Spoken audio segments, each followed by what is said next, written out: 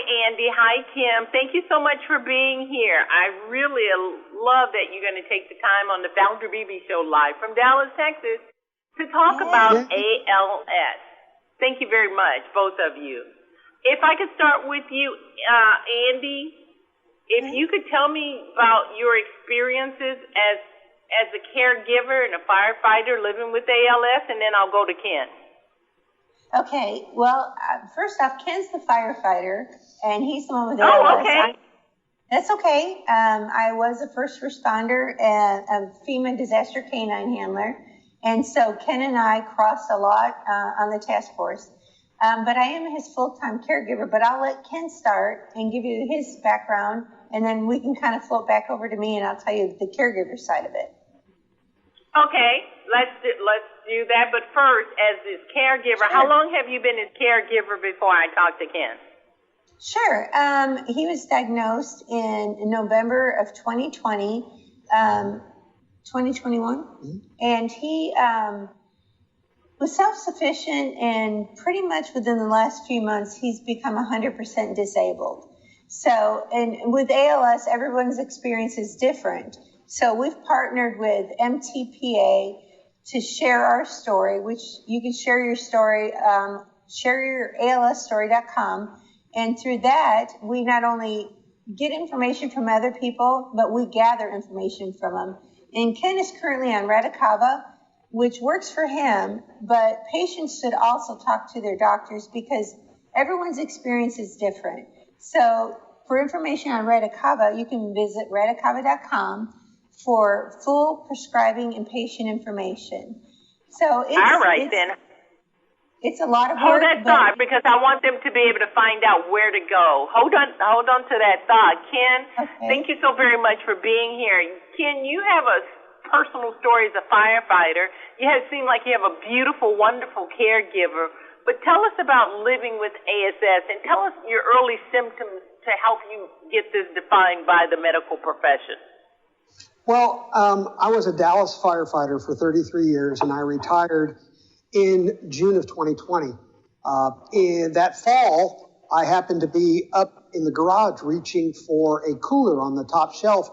And as I reached up there, I noticed my left arm. I struggled to get it to go as high as my right arm. And I was like, well, a little perplexed about that. But I noticed that seemed to continue as I reached up for stuff. So I spoke to my doctor, and that started a whole process of diagnosis. Most of the time, the doctors were like, well, it's your shoulder or it's your neck, because they felt like, having been a firefighter for so long, I must have damaged something there. And eventually in the spring of 21, one of the doctors suggested I go see the ALS clinic. So I went down to the ALS clinic here in Dallas, and I ran through a bunch of tests there. And eventually I was fully diagnosed with ALS in November of 21. Daily living with it is difficult. I'm unable at this point. I was walking last September. Now I'm in a wheelchair and I can't feed myself, nor can I do really anything for myself. That's why I have Andy and our tribe helping me on a daily basis get through this. Why should others living with ALS hear your story? Tell me that. I think it's really important that you go to shareyuralsstory.com, because that allows you to get your story out. And there are ALS patients out there that do not have the support I do. And ALS can take you to a dark place. And maybe by sharing your story, you can shine a light that they can see and realize that they're not alone out there. And also it allows you to get other information from other people with the same disease and swapping, just different stories, and it helps everyone to communicate. Ken, thank you so very much, and I want my audience to know that we're spotlighting American heroes, and Ken is definitely American heroes. I don't know if you ever had a fire in your house and you want the fire people to come right away. So we're spotlighting American heroes living with ALS on First Responders Day. I want to find out, Ken, if I can, before I go to Andy, what words of inspiration or advice would you like for my audience to hear directly from you? Because you're walking the walk. I guess I would say to anyone out there that I'm you. I mean, I was a firefighter for 33 years. I'm you. And now, less than 2 years after diagnosis, I'm in a wheelchair. So it's a difficult disease, but it's also a disease that allows you time to formulate a plan, talk to your doctor, gather your tribe, and allow you to move forward. So you cannot give up hope. There's all sorts of things out there like Radicava that's allowed us to have, a plan and a way to move forward. And so it is difficult, but it's not insurmountable. You can handle it, and you can be positive, because if you allow yourself, you can become depressed and in a dark place. And that's why sharing your story at shareyouralsstory.com is key. Thank you so very much, Ken. Andy, I'm going to wrap up with you. As a caregiver, what do you want my audience to know? Because that's a role a lot of people may not understand that they may end up with in some kind of way. It may not be ALS, but it could be something else. And you seem to do that so seamlessly. Yeah, again, I would say, like you said, it could be ALS, it could be anything else.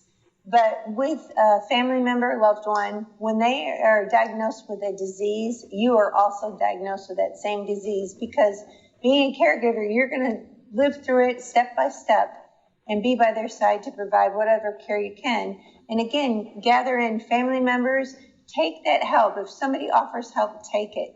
Because although you don't think you need it, you do. You need to take a break and take care of yourself so that you can take care of your loved one. Because there's going to be times where you're exactly what you said you would never be, and that's exhausted. So gather all the information you can, learn everything you can, and then get help to help support yourself and your loved one who's experienced whatever disease it may be. You mentioned Radicava. Is there a place to go online? Because that seems to be a bright light in the path of taking ALS. Sure.